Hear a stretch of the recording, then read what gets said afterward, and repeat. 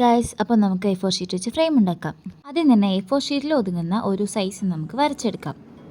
അതിനായി scale use ചെയ്തിട്ട് നമുക്ക് 11 സെൻറ്റിമീറ്റർ വീതിയും 15 സെൻറ്റിമീറ്റർ നീളവും അനുസരിച്ചുള്ള 2 ലൈൻസ് വരച്ചെടുക്കാം.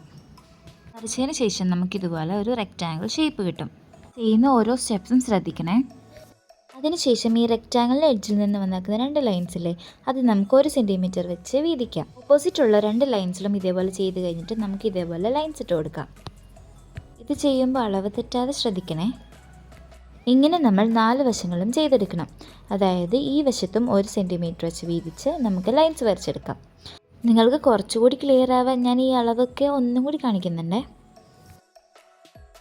അതിനുശേഷം ഞാൻ ഈ ഷെയ്ഡ് ചെയ്യുന്ന ഭാഗങ്ങൾ നമുക്കത് കട്ട് ചെയ്തെടുക്കാം.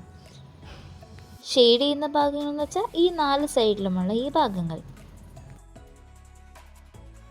ഇനി പ്രധാനമായി ശ്രദ്ധിക്കേണ്ടതും നമുക്ക് 4 വശത്തും വേണ്ടത് 4 റോസാണ്. അപ്പോൾ ബാക്കിയുള്ളത് നമുക്ക് കട്ട് ചെയ്തെടുക്കാം.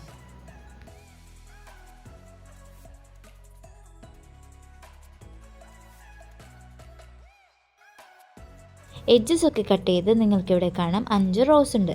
അതിൽ നിന്ന് ഒരേനെ നമ്മൾക്ക് കട്ട് ചെയ്തെടുക്കാം. അതായത് ഞാൻ ഈ ഷെയ്ഡ് ചെയ്യുന്ന ഭാഗങ്ങൾ കട്ട് ചെയ്ത് മാറ്റാം. അപ്പോൾ കൃത്യം 4 വശത്തും 4 റോസ് വീതം ആവും.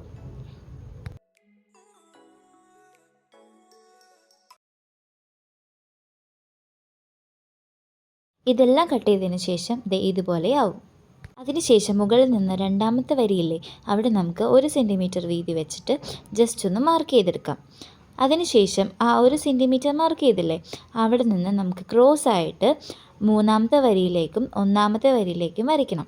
അതായത് ഇങ്ങനെ പറഞ്ഞാൽ മനസ്സിലാവില്ലെങ്കിലും നിങ്ങൾക്ക് കാണുമ്പോൾ എന്തായാലും മനസ്സിലാവും.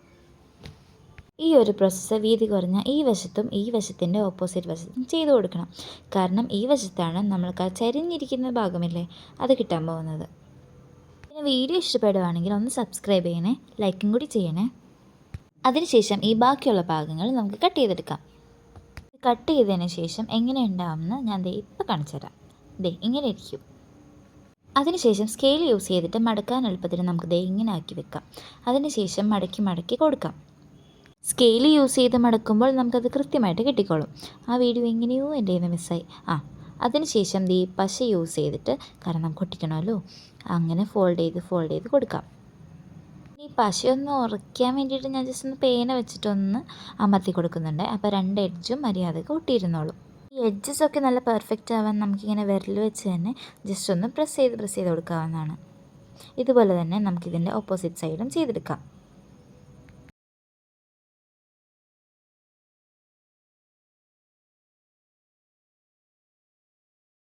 അതുപോലെ തന്നെ ബാക്കി 2 വശവും നമുക്ക് ചെയ്ത് കൊടുക്കാം. ഇതേപോലെ തന്നെ വിരൽ വെച്ച് ജസ്റ്റ് ഒന്ന് പ്രസ് ചെയ്തിട്ട് നമുക്ക് ഇതേപോലെ തന്നെ ഫോൾഡ് ചെയ്തെടുക്കാം.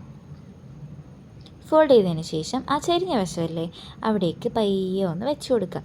അത് കൃത്യമായിട്ട് ഇരുന്നോളും.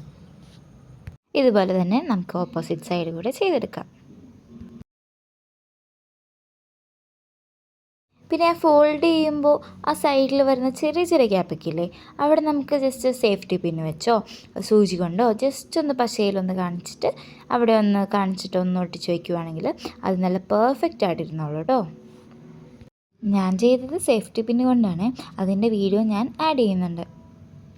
ഇതെല്ലാം ചെയ്ത് കഴിഞ്ഞ് നമുക്ക് ആ 4 വശവും ജസ്റ്റ് ഒന്ന് പ്രസ് ചെയ്ത് കൊടുക്കാം. അപ്പോൾ നല്ല സ്റ്റിഫായിട്ട് ഇരുന്നോളൂ കേട്ടോ. പിന്നെ നമ്മുടെ ചാനൽ സബ്സ്ക്രൈബ് ചെയ്യാൻ മറക്കല്ലേ. ഇതാണ് അപ്പോൾ നമ്മുടെ ഫൈനൽ റിസൾട്ട്.